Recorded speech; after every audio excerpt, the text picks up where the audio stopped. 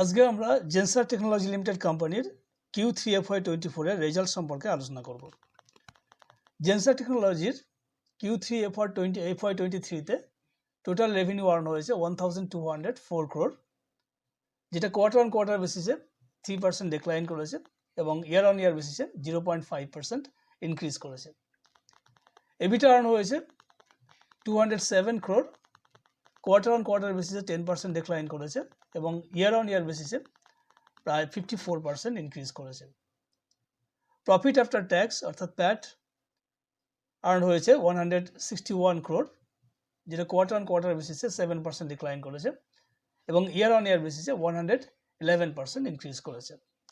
অর্থাৎ রেভিনিউ, এবিটা এবং প্যাট সমস্ত ক্ষেত্রেই কিন্তু কোয়ার্টার অন কোয়ার্টার বেসিসে ডিক্রিজ করলেও ইয়ার অন ইয়ার বেসিসে কিন্তু যথেষ্ট ভালো গ্রোথ হয়েছে।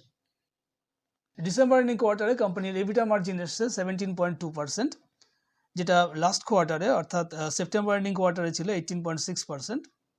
অর্থাৎ কোয়ার্টার অন কোয়ার্টার বেসিসে কিন্তু এবিটা মার্জিন ডিক্লাইন করেছে, কিন্তু ইয়ার অন ইয়ার বেসিসে যদি দেখা যায় তাহলে এবিটা মার্জিন যথেষ্ট ইনক্রিজ করেছে।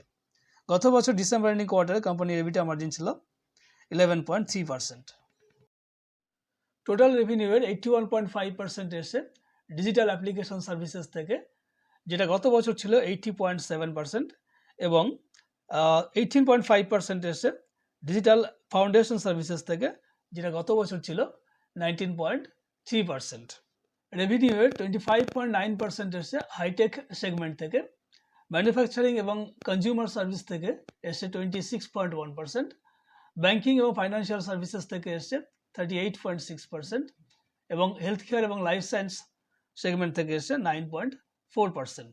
আমরা যদি জিওগ্রাফি ওয়াইজ দেখি তাহলে দেখা যাবে ইউএস মার্কেট থেকে কোম্পানির রেভিনিউ এসছে 66%, যেটা গত বছর ছিল 70%। ইউরোপ মার্কেট থেকে কোম্পানির রেভিনিউ এসছে 21.4%, যেটা গত বছর ছিল 18.7%, এবং আফ্রিকা থেকে কোম্পানির রেভিনিউ এসছে 12.5%, যেটা গত বছর ছিল 11.3%।